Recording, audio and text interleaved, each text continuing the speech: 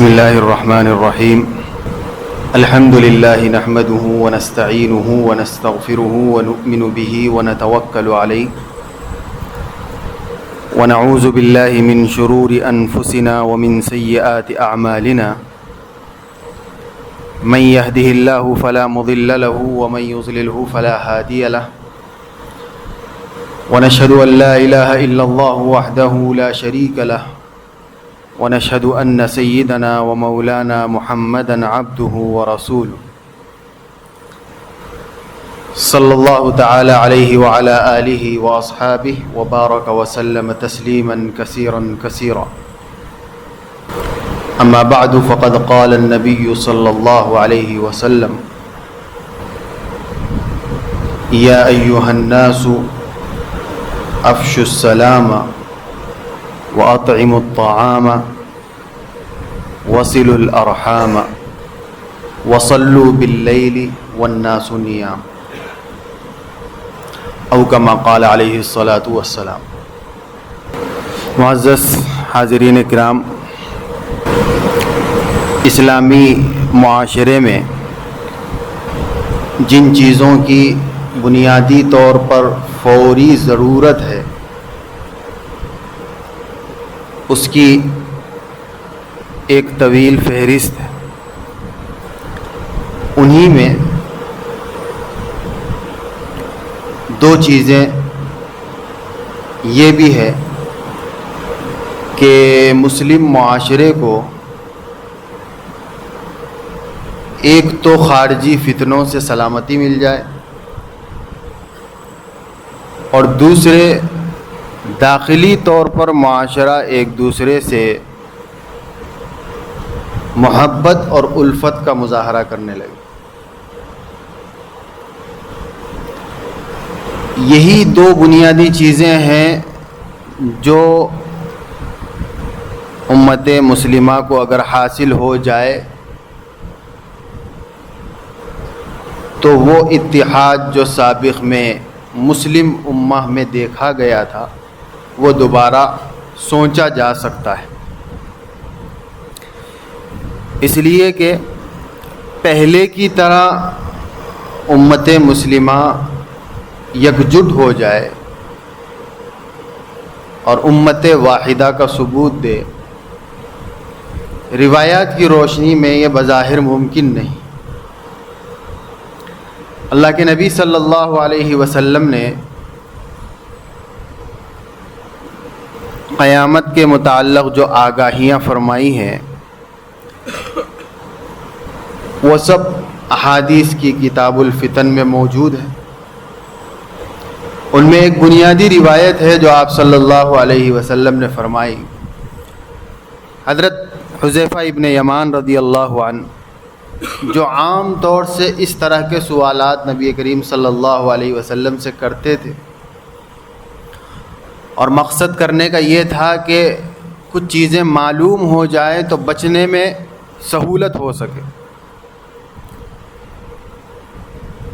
تو آپ صلی اللہ علیہ وسلم سے انہوں نے پوچھا تھا کہ یا رسول اللہ، ہم تو جاہلیت کے زمانے میں تھے،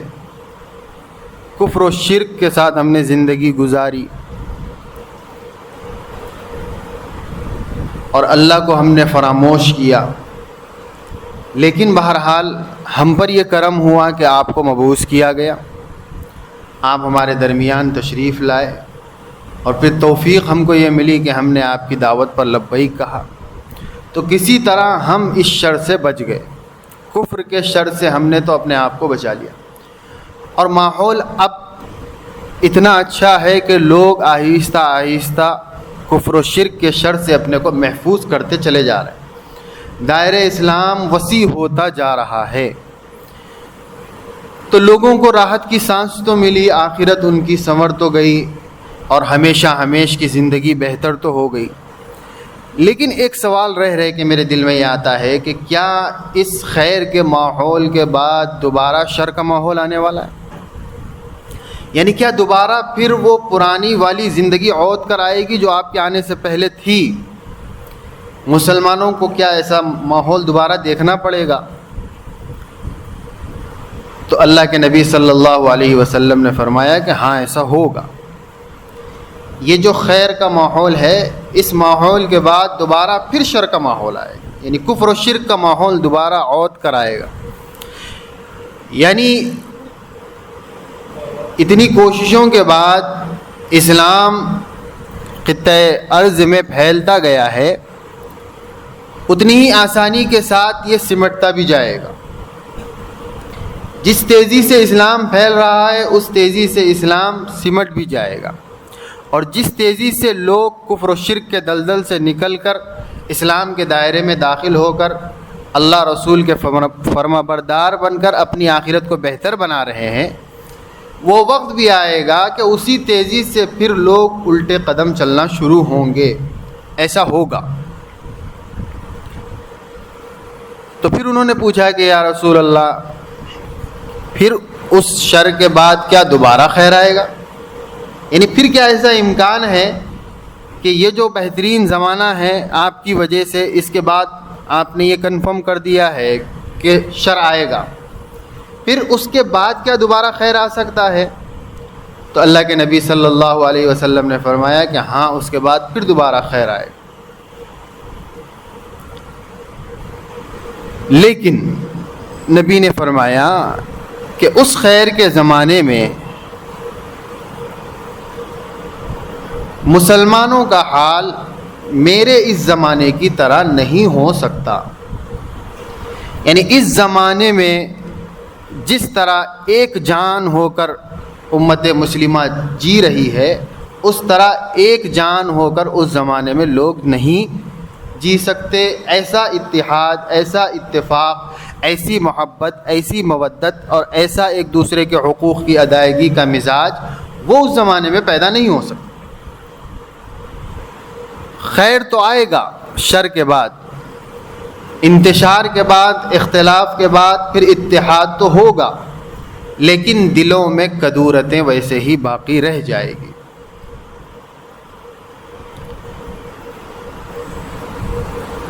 چنانچہ محدثین کرام نے اللہ کے نبی صلی اللہ علیہ وسلم کی اس آگاہی کا پہلا مصداق جو آپ صلی اللہ علیہ وسلم نے بتلایا کہ میرے اس زمانے کے بعد پھر شر کا زمانہ آئے گا, اس سے مسلمانوں کا آپسی اختلاف اس زمانے کا جس زمانے میں سیدنا عثمان غنی رضی اللہ عنہ کی شہادت ہوئی مراد. انتشار ہوا, مسلمان دو گروہوں میں تقسیم ہوئے, اس اعتبار سے کہ ایک گروہ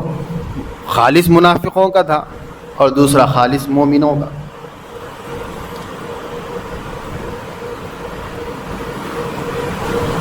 اور پھر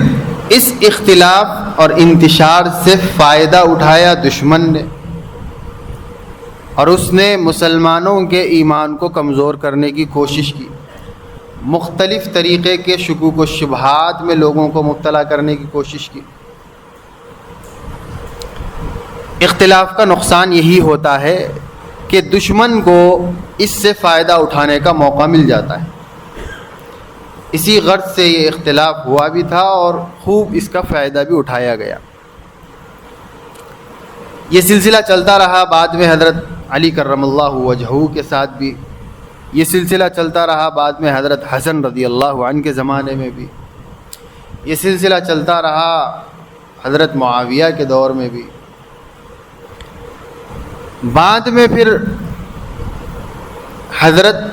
عمر ابن عبد العزیز رحمۃ اللہ علیہ کا دور آیا جو تابعی تھے, اور ان کی خلافت تقریباً علی منہاج النبوہ خلافت رہی ہے. یعنی تقریباً قریب امت مسلمہ کا وہ حال ہو گیا تھا جو نبی کریم صلی اللہ علیہ وسلم کے زمانے میں تھا. اسی طریقے کا امن و امان قائم ہوا, اسی طریقے کا لوگوں کے درمیان ایک دوسرے کی رعایت اور حقوق کی ادائیگی کے جذبات پیدا ہوئے. ایمانداری, دیانتداری, سچائی سب قریب ویسے ہی ماحول بننے لگا. لیکن پھر بھی جن بنیادوں پر اختلافات ہوئے تھے اس کی جڑیں دلوں میں باقی تھی۔ اسی کو اللہ کے نبی صلی اللہ علیہ وسلم نے فرمایا اس کے بعد جو خیر آئے گا وہ ایک اعتبار سے خیر تو ہوگا، یعنی مسلمانوں کی شیرازہ بندی کے بعد دوبارہ مسلمان جمع تو ہوں گے، لیکن وہ آپ صلی اللہ علیہ وسلم نے فرمایا ہدنۃ علی اقبائہم،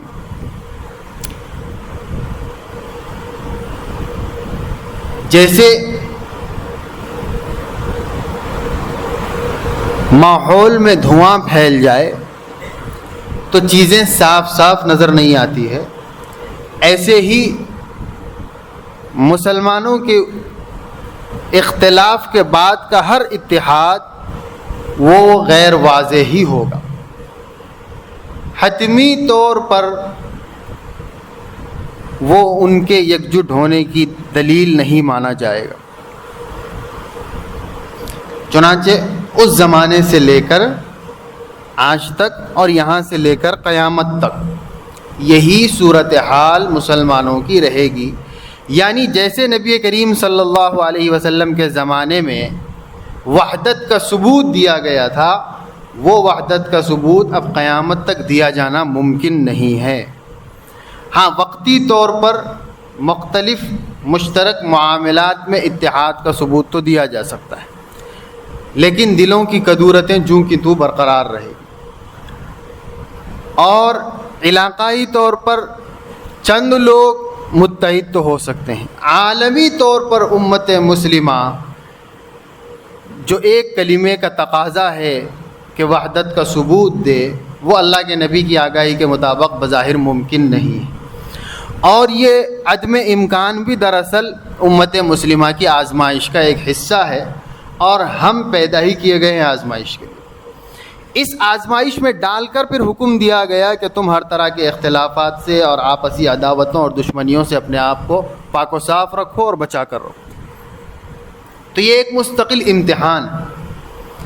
اب سوال یہ پیدا ہوتا ہے کہ جب صورتحال ایسی ہے تو آدمی اپنی انفرادی زندگی میں ان سب چیزوں سے بچنے کے لیے کیا امور اختیار کر سکتا ہے، اور کن کاموں کو کر کے ان چیزوں سے اپنے آپ کو محفوظ رکھ سکتا ہے جس سے امت مسلمہ میں اتحاد کے بجائے اختلاف و انتشار ہو۔ تو بنیادی طور پر یہ بات ذہن میں رکھنا چاہیے کہ اسلام کے جو شرعی احکامات ہیں وہ بندے پر انفرادی طور پر الاقرب فالاقرب کے اصول کی بنیاد پر مرتب ہوتے ہیں، یعنی جو بھی شرعی حکم اللہ قرآن میں یا نبی کریم صلی اللہ علیہ وسلم قرآن کی وضاحتوں کے طور پر احادیث میں بیان کر رہے ہیں، وہ بندے سے جب مخاطب ہوتا ہے تو اس کا خطاب سب سے پہلے بندے کی اپنی نفس اور اپنے شخصیت سے ہوتا ہے۔ مثلا اللہ نے کہا کہ نماز قائم کرو، تو یہ حکم جب مجھ سے مخاطب ہو رہا ہے اللہ کا،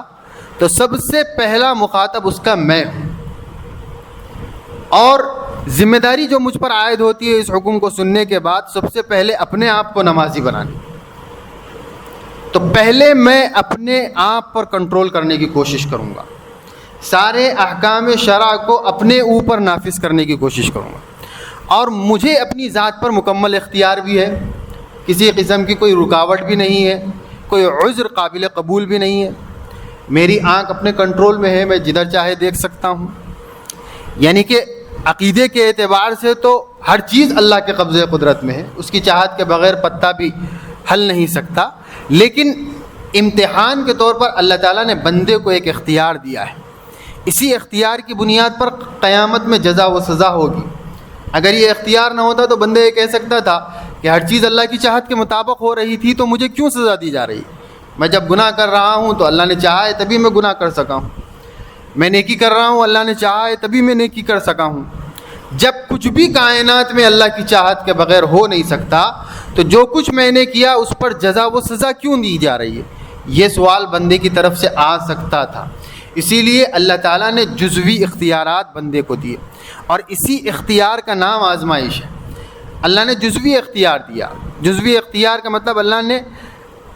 بندے کو ہاتھ دیے تو ہاتھ کو جہاں چاہے استعمال کرنے کی قدرت دے دی، البتہ یہ پابند کیا کہ تیری چاہت جہاں چاہے استعمال کرنے کی ہے، اور تو جہاں چاہے گا اس کو استعمال کرنے کی جب کوشش کرے گا تو میں اس کو حکم دوں گا کہ وہ وہاں استعمال ہو جائے، تو ہوگا اللہ کی چاہت ہی سے، لیکن بندے کے اختیار سے ہوگا۔ اسی اختیار کی بنیاد پر اللہ تعالیٰ قیامت کے دن پکڑ کرے گا کہ تو نے اپنے اختیار سے فلاں نیکی کی تھی اور تو نے اپنے اختیار سے فلاں گناہ کیا تھا، اس گناہ کی یہ سزا ہے، اس نیکی کا یہ اچھا بدلہ ہے۔ تو بہرحال اللہ تعالیٰ نے ہمیں مکمل ذاتی طور پر اختیار دیا ہے۔ آنکھ میں جہاں چاہے استعمال کر سکتا ہوں، کان کو جہاں چاہے استعمال کر سکتا ہوں، زبان جس طرح چاہے استعمال کر سکتا ہوں، ہاتھ پیر جس طرح چاہے استعمال کر سکتا ہوں، میں اپنی مرضی سے جہاں چاہوں چل کر جاؤں، اور جو چاہے اپنی زبان سے کہہ دوں، جہاں چاہے بیٹھ جاؤں، جو چاہے کھا لوں، جو چاہے پہن لوں، سب اختیارات مجھے ہیں اپنی ذات پر، کسی قسم کی کوئی رکاوٹ نہیں ہے۔ اب سب سے پہلا اللہ رسول کے احکام کا مخاطب میری اپنی ذات ہوگی، یعنی میں اللہ رسول کے احکام کو اپنی اس دنیا میں، اپنی ذاتی دنیا میں نافذ کر سکتا ہوں نہیں کر سکتا، اور ذاتی دنیا کا میں تنہا بادشاہ ہوں، کوئی اس میں دوسرا مداخل ہے ہی نہیں۔ چنانچہ اب مجھے یہ دیکھنا ہے انفرادی طور پر کہ میں اپنی آنکھ کو اللہ کے احکام کا پابند بنا سکا کہ نہیں بنا سکا، اپنی کان کو، زبان کو، ہاتھ پیر کو، اپنے اس پورے جثے کو اللہ کا احکام کا پابند بنا سکا کہ نہیں بنا سکا۔ سب سے پہلی ذمہ داری اللہ رسول کے احکام کی انسان کی اس کی اپنی ذات، پھر دوسرے نمبر پر جو الاقرب فالاقرب کا ضابطہ ہے شریعت کا، اس کے اپنے قریبی متعلقین، ظاہر سی بات ہے بال بچے، بیوی کا وہ مسئول ہوگا، اولاد ہے تو اولاد کا مسئول ہوگا، پھر اس سے آگے کے جو قریبی ہیں، اس کے بعد ماں باپ ہیں، پھر اس کے بعد بھائی بہن ہیں، اس کے بعد رشتہ دار ہیں، چچا تایا ہے، پھر اس کے بعد ماموں خالہ ہے، پھر اس کے بعد یہ دائرہ بڑھتا چلے جائے گا، جو اس کے بعد جو قریب ہے، پھر اس کے بعد جو قریب ہے، پھر اس کے بعد جو قریب ہے، پھر اس کے بعد پڑوسیوں کے حقوق ہیں، محلے والوں کے حقوق ہیں۔ تو یہ نظام چلتے چلتے تدریجاً یکے بعد دیگرے پوری دنیا پر نافذ ہوگا، لیکن اس ترتیب سے چلے گا۔ اس ترتیب سے چلنے کا مطلب یہ ہے کہ زیادہ توجہ آدمی کو اپنے قرب و جوار پر دینا ہوگا، اور اس سے ہٹ کر پھر ساری دنیا کی فکر بھی کرنا ہوگا۔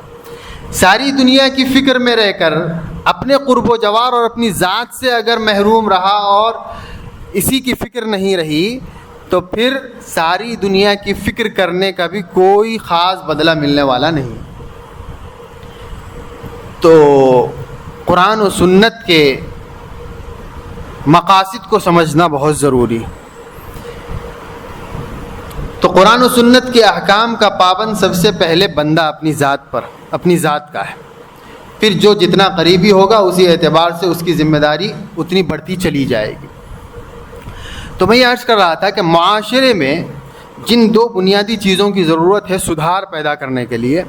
ایک تو خارجی سلامتی، یعنی خارج سے آنے والے فتنوں سے میں محفوظ ہو جاؤں، میرے بال بچے محفوظ ہو جائیں، میری بیوی محفوظ ہو جائے، ماں باپ محفوظ ہو جائیں، رشتہ دار محفوظ ہو جائیں، پڑوسی محفوظ ہو جائیں، محلہ محفوظ ہو جائے، میرا شہر محفوظ ہو جائے، پوری امت مسلمہ محفوظ ہو جائے۔ اس ترتیب کے ساتھ جو فکر ہم کو کرنی ہے خارجی فتنوں سے بچاؤ کی، ایک یہ سب سے پہلی بنیادی ضرورت ہے، اس لیے کہ خارجی فتنوں سے امت مسلمہ اگر اپنے آپ کو بچا نہیں سکی تو یہی فتنے امت میں اختلاف اور انتشار کا سبب بنتے ہیں۔ یہ جو امت مسلمہ دیکھتے دیکھتے ٹکڑیوں میں بٹتی چلی جا رہی ہے، اور اس کے چھوٹے چھوٹے کئی گروہ بن گئے ہیں، اور کسی بنیاد پر یہ امت ایک ہونے کے لیے، متحد ہونے کے لیے، یکجٹ ہونے کا مظاہرہ کرنے کے لیے تیار نہیں ہے۔ اس کے وجوہات میں سے بنیادی وجہ امت کا مسلسل خارجی فتنوں کا شکار ہوتے رہنا ہے، اور اس کی آگاہی بھی نبی کریم صلی اللہ علیہ وسلم نے دی تھی۔ آپ صلی اللہ علیہ وسلم نے فرمایا تھا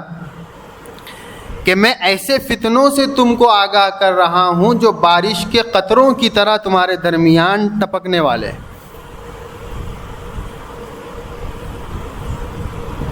فتنن کوقع المطر، آپ صلی اللہ علیہ وسلم نے جس طرح بارش کے قطرے،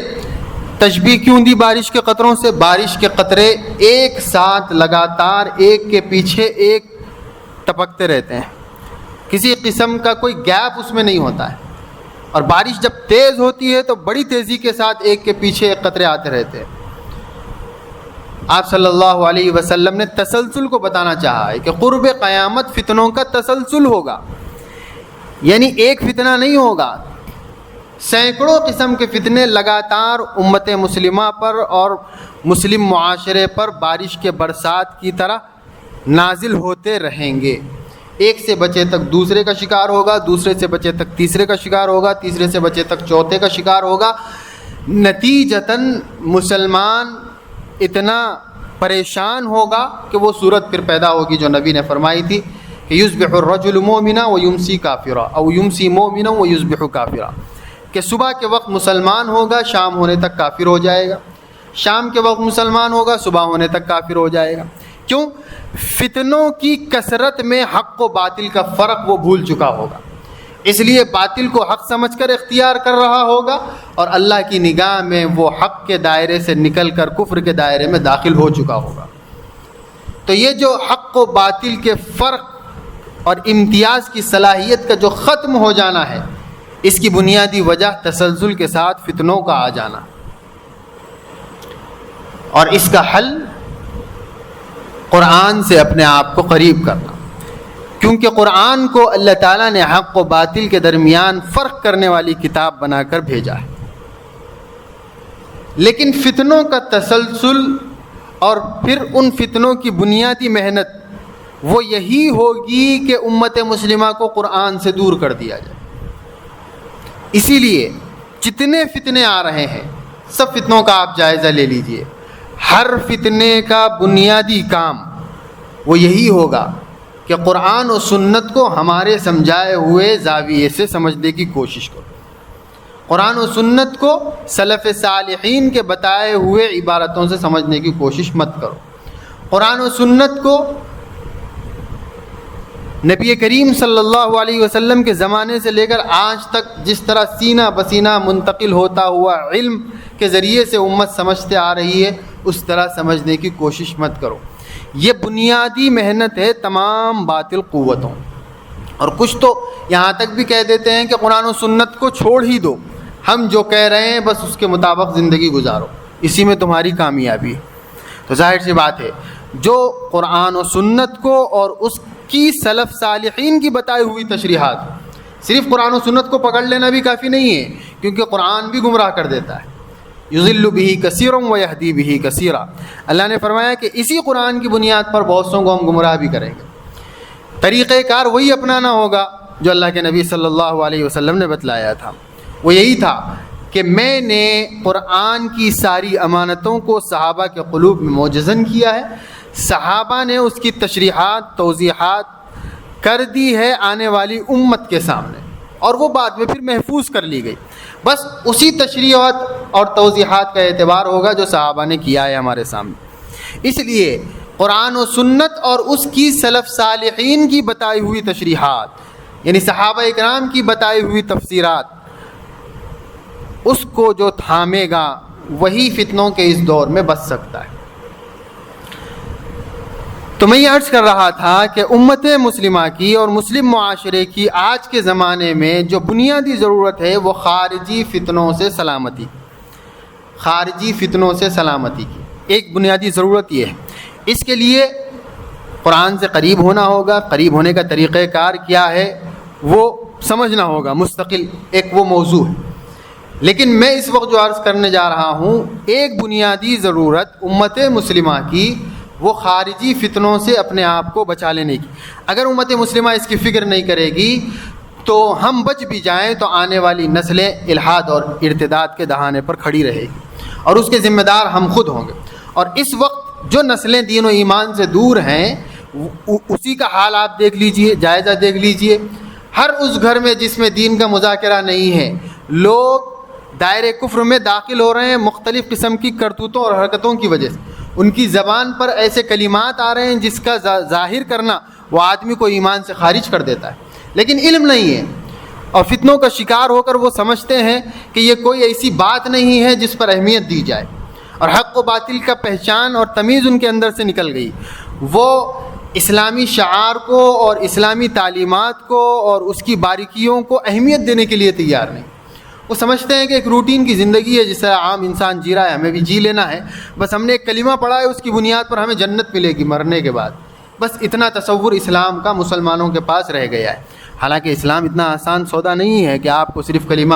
پڑھ لینے کی وجہ سے جنت دے دی جائے گی یا اللہ کی رضا مل جائے گی یا جہنم کے آگ سے بچ جاؤ گے. اتنا آسان اگر ہوتا تو صحابہ کو اتنی محنتیں کرنے کی ضرورت نہیں ہوتی. ایک مستقل کانسیپٹ ہے جسے اپنانا ہوگا, ایک مستقل مجاہدہ ہے جو ایک زندگی میں بتانا ہوگا اللہ کے سامنے کر کے کہ اے اللہ میں آپ کو چاہتا ہوں, میں آپ ہی کو چاہتا ہوں, آپ کے علاوہ مجھے کچھ اور نہیں چاہیے. مجھے جنت بھی نہیں چاہیے, مجھے آپ کی رضا چاہیے. آپ راضی ہو کر مجھے کچھ دے دیں جنت کے طور پر تو میں لے لوں گا, مجھے آپ چاہیے. یہ بتلانے کے لیے ایک مستقل زندگی میں مجاہدے کی ضرورت ہے, اور اسی مجاہدے کے لیے ہم کو یہاں بھیجا گیا ہے. اللہ تعالیٰ نے فرمایا کہ ہم نے جن و انس کو اپنی عبادت کے لیے ہی پیدا کیا. وما خلقت الجن والانس الا لیعبد. تو ساری زندگی عبادت رب سے تعبیر کی گئی ہے, اور وہ عبادت صرف لا الہ الا اللہ محمد الرسول اللہ پڑھ لینے سے پوری نہیں ہوتی. اس کے مستقل تقاضے ہیں, ان تقاضوں کو زندگی بھر اور زندگی کے ہر لمحے میں پورا کرتے رہنا پڑتا ہے, باطنی طور پر بھی ظاہری طور پر بھی. اور اس کی مسلسل نگرانی ہو رہی ہے. اللہ بار بار قرآن میں اس نگرانی کا اعلان فرما رہا ہے کہ وہ تم پر ایک رقیب نگران مسلسل نگرانی رکھا ہوا ہے کہ جس مشن پر بھیجے گئے تھے اس مشن کی پاسداری کر رہے ہو کہ نہیں کر رہے ہو. ایک تو براہ راست اللہ کی نگاہ, دوسرے مقرب فرشتوں کی نگاہ, تیسرے پوری کائنات کے لیے اس کام کے لیے متعین کیے گئے فرشتوں کی نگاہ, چوتھے ہر انسان کے انفرادی نگہداشت کے لیے متعین کیے گئے 2 فرشتوں کی نگاہ. یہ سارا نظام محفوظ ہو رہا ہے, ریکارڈ ہو رہا ہے اسی بات کو جانچنے اور پرکھنے کے لیے کہ مسلسل مجاہدہ ہے کہ نہیں زندگی میں, مسلسل ہر لمحہ اپنے رب کو پانے کی چاہت ہے کہ نہیں ہے. اور اسی کا نام بندگی, اور اسی بندگی کے لیے ہمیں اس دنیا میں بھیجا گیا ہے. تو اس بندگی کو پانے کے لیے مسلسل محنت کی ضرورت ہے میرے بھائی, اور اس مسلسل محنت کے لیے جو کام ضروری طور پر فوری طور پر کرنے کا ہے وہ آنے والے فتنوں سے اپنے آپ کو محفوظ و مامون رکھنے کی فکر, اور ہر آن اس بات کی فکر کہ کیا میں سلف صالحین کے بتائے گئے عقائد پر باقی ہوں کہ نہیں ہوں, میں قرآن و سنت کو اللہ اور اس کے رسول کی چاہت کے مطابق سمجھ پا رہا ہوں کہ نہیں سمجھ پا رہا ہوں.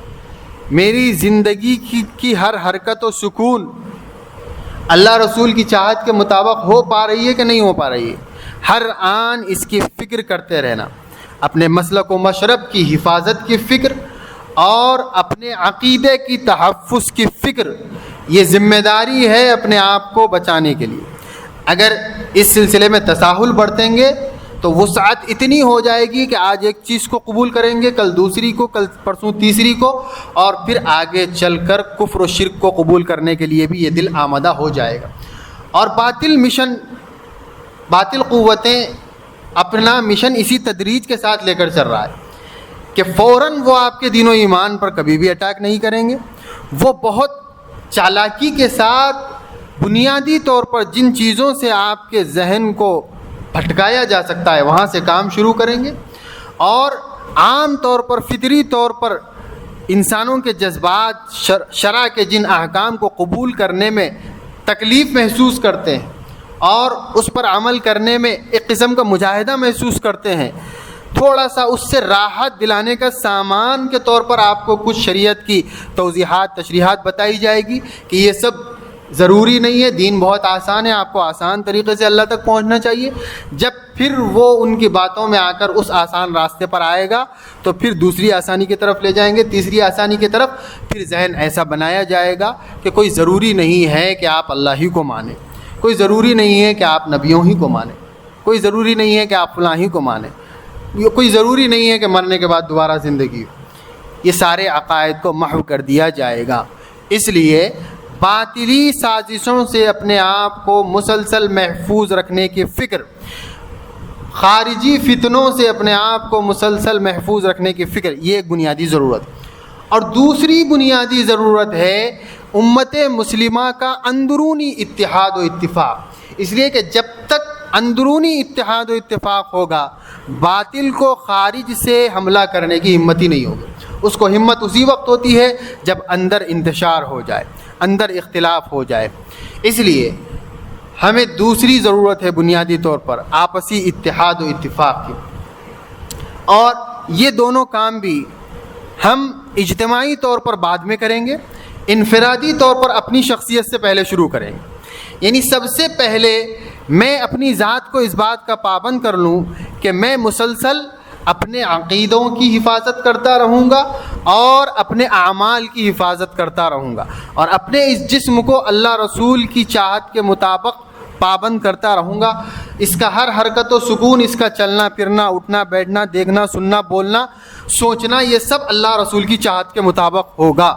یہ طے کرنا ہوگا اپنی ذات کے سلسلے میں، تب جا کر اس جسم کو خارجی فتنوں سے ہم بچا پائیں گے۔ اور ظاہر سی بات ہے جب اللہ رسول کی چاہت کے مطابق اس جسم کو پابند کرنا ہے تو ظاہر سی بات ہے کیسے کرنا ہے، یہ سوال آپ کے اندر آئے گا۔ تو اس کا جواب یہ ہے کہ آپ علماء سے پھر رابطہ کریں گے، اور رابطہ کر کے کیسے اللہ رسول کے پابند کیا جا سکتا ہے آپ اس کو کریں گے۔ آپ اپنے دماغ سے اس کو اللہ رسول کا پابند کریں گے، وہ بھی قابل قبول نہیں ہوگا۔ اس کو پابند قرآن و سنت کے مطابق ہی کرنا ہے۔ اپنی دماغ سے بہت سے لوگ طے کر کے اپنا زندگی کا ایک اصول بنا لیتے ہیں، وہ بھی قابل قبول نہیں ہے۔ بھئی یہ زندگی ہماری ہے ہی نہیں، یہ زندگی تو ہمیں دی گئی ہے عارضی طور پر عاریتاً، اور اس کو تو اللہ نے خرید لیا ہے اور جنت کے بدلے میں خریدا ہے، اور اللہ نے چاہا ہے کہ اب اس کو ہماری چاہت کے مطابق چلا کر دکھاؤ تو جنت دیں گے۔ تو اس لیے اپنے ذاتی اصولوں کو پیچھے ڈالنا ہے اور اللہ رسول کی چاہت کے مطابق اس زندگی کو پابند کرنا ہے۔ اس کے لیے صحیح علم حاصل کر کے اسی کے مطابق عمل کرنا ہوگا۔ اور دوسرے، میری ذات سے کسی مسلمان کو کوئی تکلیف نہ ہو اور اس تکلیف سے کسی قسم کا کوئی انتشار پیدا نہ ہو، یہ فکر کرنا ہے۔ یعنی سب سے پہلے انفرادی طور پر میں اپنے طور پر یہ کام شروع کروں گا۔ اجتماعی کوششوں کو چھوڑ دیجیے، انفرادی کوششوں کا آغاز کیجیے کہ میں اپنے طور پر اپنی ذات کو خارجی فتنوں سے محفوظ رکھنے کی میں خود فکر کروں گا، اور میں اپنے طور پر اپنی ذات سے امت مسلمہ میں اختلاف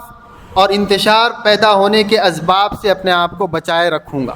اور ہر ایک کے لیے مٹھاس بن کر پیش ہوں گا۔ کسی کے لیے کسی قسم کی کڑواہٹ میں اپنی زبان سے نہیں نکالوں گا۔ یہ مزاج پیدا کرنا ہوگا۔ جب اپنی ذات پر یہ کام ہم شروع کریں گے تو سب سے پہلے ہمارا گھر کا معاشرہ درست ہوگا۔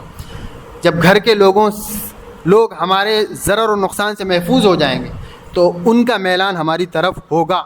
اور پھر وہ ہمیں قبول کرنے کے لیے تیار ہوں گے، ہماری سننے کے لیے تیار ہوں گے، اور ہماری چاہت کے مطابق اپنی روٹین بنانے کے لیے تیار ہوں گے۔ تو اس طرح گھر کے معاشرتی جھگڑے بھی ختم ہو جائیں گے، اور پھر گھر کے لیے ہم ایک نمونہ اور آئیڈیل کے طور پر پیش ہوں گے۔ سب لوگوں کی چاہت ہوگی کہ ہمیں بھی ایسا بننا چاہیے، پھر وہ بھی ایسا بننے کی کوشش کریں گے، تو ہمارا گھر دیکھتے دیکھتے وہ جنت نشاں بن جائے گا۔ اور جو آرام و سکون کی زندگی ہم چاہ رہے ہیں، جس کے لیے در در کی چوکھٹوں پر دستک دے رہے ہیں اور ایڑیاں رگڑ رہے ہیں، کہیں جانے کی ضرورت نہیں ہے۔ اللہ رسول کے قدموں میں گر کر اگر ہم قرآن و سنت کے مطابق سب سے پہلے اپنی زندگی گزار لیں تو ہماری زندگی ایسا نمونہ بن گئے گی، اس نمونے سے متاثر ہو کر ہمارا پورا گھرانہ بھی اپنی زندگی کو بدلنے کے لیے تیار ہو، اور پھر پورا گھرانہ جب بہتر ہو جائے گا تو آپ سب اچھے لوگ یہ اچھا گھرانہ مل کر اب اڑوس پڑوس کی بہتری کی فکر کر سکے، اور پھر اس کا اثر اڑوس پڑوس پر ہوگا تو پورا ایک علاقہ مل کر دوسرے علاقے کی فکر کر سکے گا۔ جب تک اندر سے مضبوطی نہیں آئے گی، اندر سے ایمان مضبوط نہیں ہوگا، یہ اوپر کے خارجی محنتیں وہ بظاہر محنتیں ہیں، اس کے کوئی مؤثر نتائج نکلنے والے نہیں۔ مؤثر نتائج ہمیشہ اسی وقت نکلے ہیں جب اندرون انسان کا مضبوط ہوا ہے۔ صحابہ کی زندگیاں دیکھ لیجئے، سارے صحابہ کے قلوب بنے ہوئے تھے۔ اولئک الذین امتحن اللہ قلوبہم للتقوی، اللہ نے فرمایا دل ان کے بن گئے تھے، سنور گئے تھے، اندرون ان کا بہتر سے بہتر ہو گیا تھا، تب جا کر دنیا میں انہوں نے انقلاب برپا کیا ہے۔ اور یہاں پر بظاہر اوپر سے لوگ یکجٹ ہونے کا مظاہرہ تو کر رہے، لیکن دلوں میں اتنی خلفشاریاں ہیں، دوریاں ہیں، اور ایک دوسرے کے متعلق اتنا بغض و عناد بھرا ہوا ہے، حسد، کینہ، کپٹ، جو ہلاک کرنے والی بیماریاں اللہ کے نبی نے فرمائی تھی، یہ اتنی زیادہ امت مسلمہ میں پیدا ہو گئی ہے کہ اس کو رکھ کر اوپر سے کی جانے والی محنتوں کا کوئی فائدہ ہونے والا نہیں۔ اس لیے بنیاد کو بہتر کرنے کی ضرورت ہے، اندر سے بیچ میں جو زخم آیا ہے، کیڑا آیا ہے، اس کیڑے کو نکالنے کی ضرورت ہے، تب جا کر یہ شاخیں پھر کھلکھلائے گی اور پھر یہ ٹھنڈی ہوا دینے لگے گی۔ اس لیے میرے بھائیوں، بزرگوں اور دوستوں، اس وقت دو بنیادی چیزوں کی ضرورت ہے۔ ایک تو یہ ہے کہ خارجی فتنوں سے ہم اپنے آپ کو محفوظ رکھنے کی کوشش کریں، اور دوسرے یہ کہ داخلی انتشار اور اختلاف کا ماحول ختم کرنے کی کوشش کریں۔ اس کے لیے جیسا کہ میں نے کہا کہ اجتماعی محنتوں کو چھوڑ دیجئے، انفرادی طور پر ہر شخص کوشش کر لیجئے، اور شریعت کا حکم بھی اول وہلہ میں انفرادی طور پر ہی بندے سے متعلق ہوتا ہے، پھر بتدریج جیسا کہ میں نے عرض کیا اس کا حکم بڑھتے رہتا ہے۔ تو پہلے طور پر ہم اللہ رسول کے احکام کے پابند ہیں، تو ہر شخص انفرادی طور پر اپنی زندگی میں طے کرے کہ میں خارجی فتنوں سے بچانے کی مہم تیز کر دوں گا اپنی ذات کے لیے، اور میں داخلی طور پر امت مسلمہ کے کسی فرد سے کسی قسم کا کوئی بغض و عناد اپنے دل میں باقی نہیں رکھوں گا۔ اب اس میں سہولت کیسے پیدا ہوگی، اس کی بھی نبی کریم صلی اللہ علیہ وسلم نے ہمیں تعلیم دی۔ چنانچہ آپ صلی اللہ علیہ وسلم نے فرمایا کہ ایک مختصر سا عمل ہے جس کو ہم بظاہر بہت مختصر سمجھتے ہیں، لیکن اگر اس عمل کو ہم کرنے لگ جائیں تو یہ دو بنیادی ضرورتیں امت مسلمہ کی، خارج کے فتنوں سے حفاظت اور داخلی انتشار و اختلاف کا خاتمہ، اور دلوں کی آپسی نفرت، بغض، عداوت کی آگ کو بجھانے کا گر، وہ ایک مختصر سے عمل میں اللہ کے نبی صلی اللہ علیہ وسلم نے فرما دیا۔ اگر اس کا اہتمام کر دیں تو بہت کم دنوں میں نتیجہ ہم اپنی آنکھوں سے دیکھیں۔ یہی نبی کریم صلی اللہ علیہ وسلم کی تعلیم دراصل میں آپ کے سامنے رکھنا چاہتا ہوں، وہ مختصر سا عمل جس کو انجام دے کر ہم دو بنیادی ضرورتوں کو حاصل کر سکتے ہیں، جس کو حاصل کرنے کے لیے ہماری قیادتیں کروڑ روپئے خرچ کر رہی ہے۔ اللہ کے نبی صلی اللہ علیہ وسلم کی ایک معمولی سی حدیث پر عمل کر کے بہت آسانی کے ساتھ ہم حاصل کر سکتے ہیں۔ کیا ہے؟ اللہ کے نبی صلی اللہ علیہ وسلم جب مدینہ منورہ تشریف لائے تو حضرت عبداللہ ابن سلام رضی اللہ عنہ عرض کرتے ہیں کہ لوگ چلا رہے تھے کہ نبی آ گئے، نبی آ گئے، نبی آ گئے، تو میں بھی بھاگتے ہوئے گیا، اور تو ایک بڑا جمگٹا نبی کریم صلی اللہ علیہ وسلم کے ارد گرد تھا۔ میں نے لوگوں کو ہٹا کر نبی کریم صلی اللہ علیہ وسلم کے قریب جانے کی کوشش کی اور قریب پہنچ گیا، تو آپ صلی اللہ علیہ وسلم نے کچھ دیر کے بعد سب لوگوں کے سامنے ایک پہلا خطبہ ارشاد فرمایا جب آپ مدینہ تشریف لائے۔ ظاہر سی بات ہے مدینہ کا سفر، ہجرت کا سفر کتنا اہم ترین ہے، اور وہاں پہنچنے کے بعد جو سب سے پہلی اسپیچ آپ ڈیلیور کر رہے ہیں وہ کتنی اہمیت کی حامل ہوگی، تبھی جا کر آپ اس میں وہ مضمون بیان کر رہے ہیں جو مضمون انتہائی کارآمد ہے مسلمانوں کے لیے قیامت تک۔ وہ مضمون آپ صلی اللہ علیہ وسلم بیان فرما رہے ہیں مدینہ منورہ میں سب سے پہلے پہنچ کر۔ چنانچہ آپ صلی اللہ علیہ وسلم نے حضرت عبداللہ ابن سلام عرض کرتے ہیں کہ ارشاد فرمایا کہ یا ایھا الناس، اے لوگو، افشوا السلام، آپس میں سلام کو عام کرو۔ افشوا السلام، سب سے پہلا جملہ مدینہ پہنچنے کے بعد امت مسلمہ کے لیے سرزمین مدینہ سے نبی کریم صلی اللہ علیہ وسلم کی زبان سے جو نکل رہا ہے وہ ہے افشوا السلام، اے لوگو سلام کو عام کرو، سلام کو عام کرو۔ اب بظاہر سلام یہ ایک معمولی کلمہ نظر آ رہا ہے، لیکن اس کی بڑی خصوصیات ہے، بڑی خصوصیات۔ اس کلمے میں صرف محبت کے جذبات ہی نہیں ہیں، بلکہ اس میں سامنے والے کے لیے حفاظت کی دعائیں بھی ہیں، اور اس کلمے میں صرف زندگی کی دعا ہی نہیں ہے، بلکہ اس کلمے میں پاکیزہ زندگی کی ضمانت لی جا رہی۔ عرب کا رواج تھا وہ حیاکم اللہ کے ذریعے سے ایک دوسرے کا استقبال کر دیتے ہوئے اللہ تمہیں زندہ رکھے۔ اس کے مقابلے میں شریعت مطہرہ نے السلام علیکم کا جو لفظ دیا ہے، اس میں صرف زندگی کی دعا نہیں ہے، بلکہ پاک و صاف، شفاف، ہر طرح کے گناہوں سے پاکیزہ زندگی کی دعا اللہ کے حضور کی جا رہی۔ اور اس کلمے میں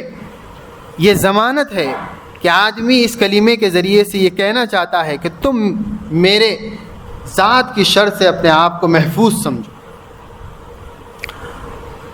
اور اس کلمے میں بڑوں کی طرف سے جب چھوٹوں کے لیے کہا جائے تو اعزاز و اکرام و شفقت، اور چھوٹوں کی طرف سے جب بڑے کے لیے کہا جائے تو اس کا احترام ہے۔ اور یہ وہ کلمہ ہے جو بطور اعزاز و اکرام خود اللہ تعالیٰ نے بار بار نبیوں کو ارشاد فرمایا ہے۔ قرآن مجید میں آپ پڑھیں گے اللہ تعالیٰ نے فرمایا سلام علی نوح فی العالمین۔ یہ براہ راست یہ اکرام اللہ تعالیٰ انبیاء کو دے رہے ہیں، سلام علی نوح فی العالمین۔ کہیں کہہ رہے ہیں سلام علی الیاسین، کہیں کہہ رہے ہیں سلام قولا من رب الرحیم، کہیں کہہ رہے ہیں وسلام علی عبادہ الذین اصطفیٰ، سلام علی المرسلین۔ اجتماعی طور پر بھی انفرادی طور پر بھی یہ سلامتی انبیاء پر بھیجی جا رہی، اور پھر یہی سلامتی کا ٹکڑا امت مسلمہ کو دے دیا گیا، اور نبی کریم صلی اللہ علیہ وسلم اس کی تاکید فرما رہے ہیں افشوا السلام، سلام کو عام کرو۔ کیوں؟ ایک دوسری حدیث میں آپ صلی اللہ علیہ وسلم نے ارشاد فرمایا، یہاں پر تو اللہ کے نبی صلی اللہ علیہ وسلم فرما رہے ہیں کہ سلام کی عمومیت یہ تمہارے جنت میں داخلے کی ضمانت ہے۔ 3 تعلیمات اس وقت اللہ کے نبی نے فرمائی تھی، افشوا السلام، سلام کو عام کرو، وَأَطْعِمُوا الطَّعَامَ، اور ضرورت مندوں کو کھانا کھلاؤ، صلوا باللیل والناس نیام، رات کے وقت جب ساری کائنات سو رہی ہو اٹھ کر اپنے رب کے حضور کچھ مناجات کرو۔ نتیجہ فرمایا تھا تدخلوا الجنت بسلام، پوری سلامتی کے ساتھ تم جنت میں داخل ہو جاؤ۔ تو اس کا جو پہلا حصہ ہے افشوا السلام، یہ بھی سلامتی کے ساتھ جنت میں داخلے کا ضامن،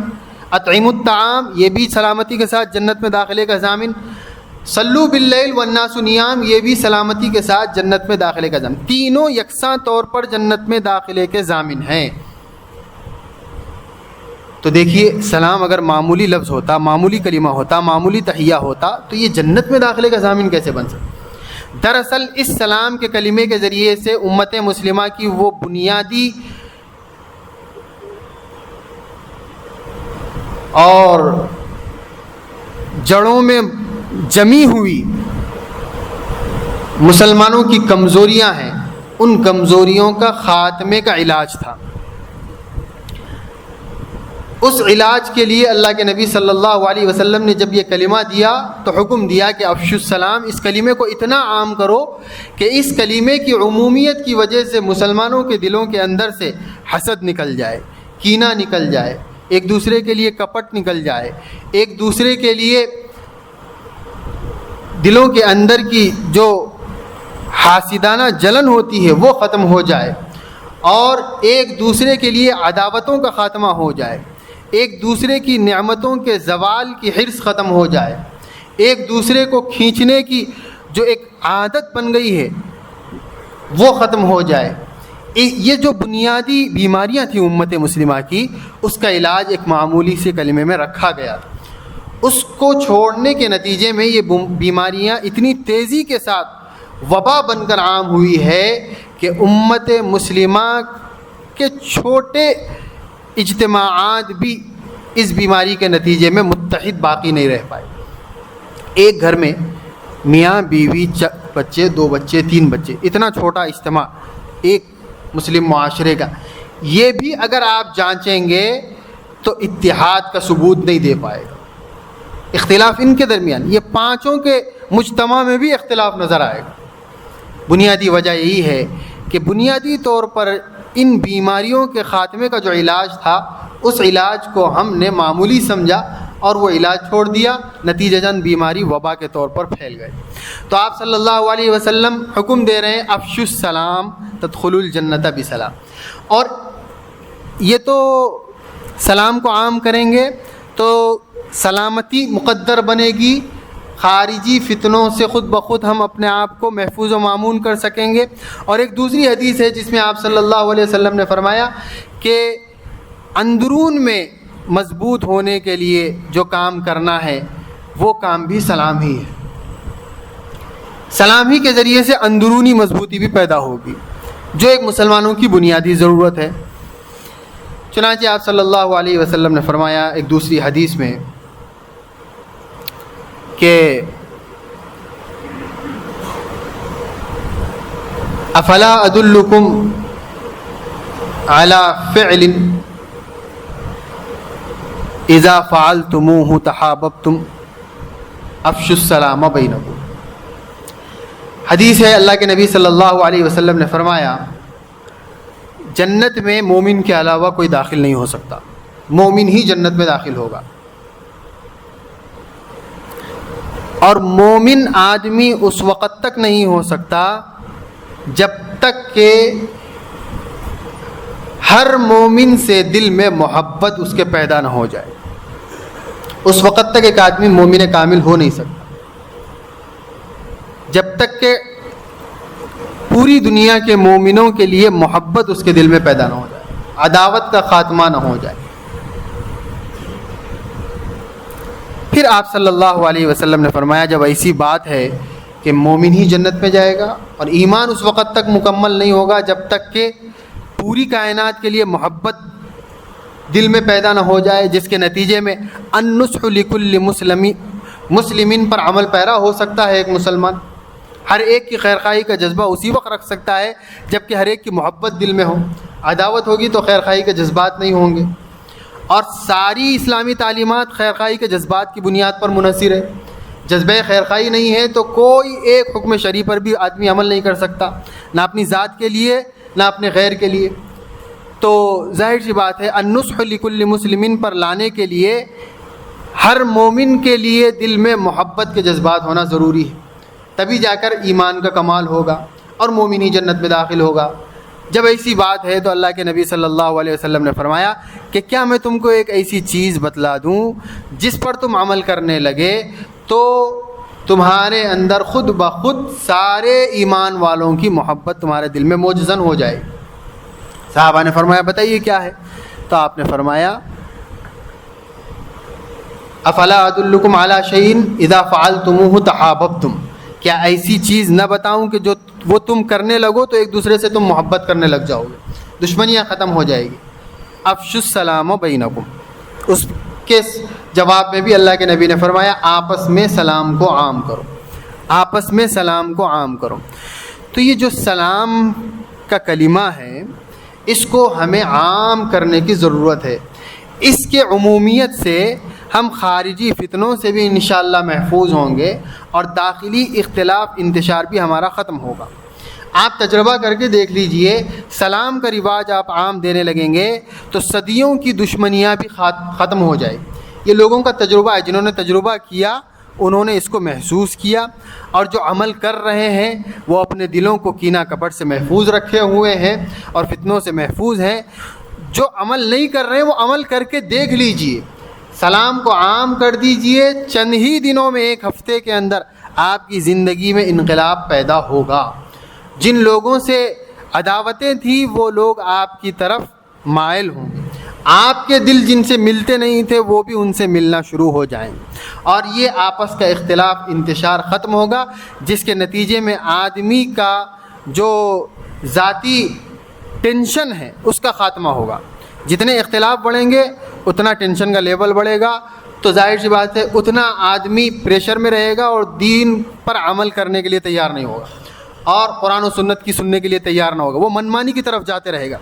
جتنا آدمی کے ذہن پر پریشر بڑھے گا آدمی منمانی کی طرف جائے گا، یہ انسانی فطرت ہے اور تکوینی نظام ہے۔ اور جتنا آدمی کا دماغ ٹھنڈا ہوگا اتنا آدمی نئے نئے چیزوں پر سوچنے کے لیے اپنے آپ کو آمادہ کرے گا، اور پھر یہ بھی سوچے گا کہ میں کسی کام کے لیے اس دنیا میں آیا ہوں اور کچھ کرنا بھی ہے مجھے۔ تو باطل کا پریشر ہمیں ہمیشہ ذہنی دباؤ میں رکھنے کی کوشش کر رہا ہے تاکہ آدمی منمانی زندگی گزارنے پر مجبور ہو جائے، اور قرآن و سنت کے احکام پر یکسوئی کے ساتھ ٹھنڈے دماغ سے سوچنے کا اس کو موقع نہ ملے۔ اس کے لیے اللہ کے نبی یہ ایک پاکیزہ تعلیم بہت آسان دے رہے ہیں کہ بھئی سلام کو اتنا عام کر دو،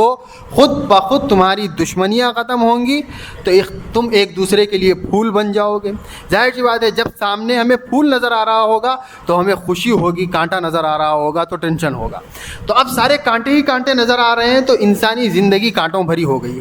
جب پھول نظر آ رہے ہوں گے تو پھر آدمی ایک دوسرے کو قبول کرے گا، اور پھر ایک دوسرے کو برداشت کرنے کی صلاحیت ہوگی، اور پھر اس کے نتیجے میں ایک اچھی زندگی پر مسلمان دوبارہ آ سکتا ہے اور کچھ غور و فکر کرنے کے لیے آمادہ ہو سکتا ہے۔ اس لیے اس تعلیم کو معمولی مت سمجھیے، اس تعلیم کا آغاز کر دیجیے۔ کہاں سے آغاز کریں گے؟ اپنی ذات سے سب سے پہلے آغاز کیجیے۔ آپ جس سے بھی ملے آج کے بعد سے سلام کر دیجیے، چاہے آپ پہچانتے ہوں چاہے نہ پہچانتے ہوں۔ جس کو پہچانتے ہوں ان کو سلام کرنا یہ بدلے کی زندگی ہے، بدلے کی زندگی گزارنے کا اسلام پابند نہیں کرتا ہے۔ اسلام کہتا ہے کہ تم آگے بڑھ کر احسان کرنے والے بنو۔ بھئی جس کو پہچانتے ہو اس کو سلامتی کی دعا دے رہے ہیں، جس کو نہیں پہچانتے اس کو نہیں دیں گے۔ اس کا مطلب جس کو پہچانتے اس سے کچھ تعلق ہے اس لیے دیا جا رہا ہے، نہیں۔ اللہ کے نبی نے سلام کے متعلق جو حکم دیا وہ یہ کہ علی من عرفت ومن لم تعرف، جس کو پہچانتے ہو اس کو بھی سلام کرو، جس کو نہیں پہچانتے ہو اس کو بھی سلام کرو۔ کچھ لوگ ایک دوسرے کے سامنے سے گزرتے ہیں تو بہت دیر تک ایک دوسرے کو گھورتے رہتے ہیں اور پہچاننے کی کوشش کرتے ہیں، لیکن سلام کی پہل نہیں کرتے۔ حالانکہ سلام کی پہل تو کر دینا چاہیے، چاہے آپ پہچانیں یا نہ پہچانیں، سلام کی پہل تو کر دینا چاہیے۔ اب ایک مسئلہ یہ بھی ہے کہ بہت سے لوگوں کو یہ شک بھی رہتا ہے کہ بھئی ہم سلام کی پہل کر دیں گے کہ سامنے والا مسلمان ہے بھی کہ نہیں، کیونکہ بظاہر ظاہری صورتیں ایسی ہے کہ وہ کہیں سے اسلام نظر نہیں آ رہا ہے، تو اس میں بھی آدمی پھر پریشان ہو جاتا ہے۔ تو بہرحال ظاہری طور پر یہ اطمینان ہو کہ مسلمان صورت نظر آ رہی ہے تو سلام کر دینا چاہیے، اور نہ بھی ہو ماحول اسلام کا ہے، محل مسلمان کا ہے، تو بھی سلام آپ کر دیجئے، اور اگر وہ غیر مسلم بھی نکلا تو آپ کو اس کا کوئی گناہ نہیں ہوگا۔ تو بہرحال سلام سلام سلام، ہر ایک کو جس سے ملاقات کرے السلام علیکم، معمولی سی جملہ ہے السلام علیکم السلام علیکم، 10 رحمتیں اللہ کی طرف سے نازل ہوتی ہے، سلامتی اترتی ہے، سلامتی کے فرشتے سلامتی کی دعا کرتے ہیں۔ نقد فائدے تو ہے ہی ہے، دیر پا فائدے بھی اس کے ہیں، اجتماعی فائدے بھی ہیں، اور اس کا ایک حکم بھی ہے۔ اللہ کے نبی صلی اللہ علیہ وسلم نے فرمایا کہ آدمی اگر السلام علیکم کہے گا تو 10 نیکیاں ملے گی، السلام علیکم ورحمۃ اللہ کہے گا تو 20 نیکیاں ملے گی، السلام علیکم ورحمۃ اللہ وبرکاتہ کہے گا 30 نیکیاں ملے گی۔ تو نیکیاں کمانے کا ذریعہ بھی ہے سلام، یعنی صرف یہ ہماری دنیا کی زندگی کو بہتر نہیں کرے گا، آخرت بھی ادھر سنورتی رہے گی، بنتے رہے گی، مستقل نام اعمال میں اضافہ ہوتا رہے گا۔ اس لیے میرے بھائیو اس کلمے کو معمولی مت سمجھیے، اس کلمے کا رواج دے دیجیے۔ گھر میں داخل ہونے سے پہلے سلام، گھر میں نکلنے سے پہلے سلام، کوئی دکھ گیا سلام، حتیٰ کہ شرعی تعلیم تو یہ ہے کہ درمیان میں کوئی چیز آڑ آ گئی اور پھر ملاقات ہوئی پھر سلام کرو، کیونکہ فائدہ ہی فائدہ ہے، نقصان کچھ بھی نہیں ہے۔ اتنی اہمیت شریعت میں سلام کو جو دی گئی ہے وہ اس کے بے شمار فوائد کے نتیجے میں ہیں۔ اس لیے اس ایک سنت پر اگر ہم عمل کرنا شروع کر دیں گے تو معاشرے کی ہزاروں بیماریاں جڑ پیڑ سے اکھڑ جائے اور امت میں ایک انقلاب رونما ہوگا۔ اللہ تعالیٰ اپنے فضل و کرم سے ہمیں اللہ رسول کے احکام کی اہمیت کو بھی سمجھنے کی توفیق عطا فرمائے اور سلام کی اہمیت کو سمجھنے کی بھی توفیق عطا فرمائے، اور ایک دوسرے سے ملاقات کے موقع پر سلام کا رواج دے کر آپسی محبتوں کو بڑھانے اور عداوتوں اور دشمنیوں کو ختم کرنے کی توفیق عطا فرمائے۔ وآخر دعوانا ان الحمد للہ رب العالمین۔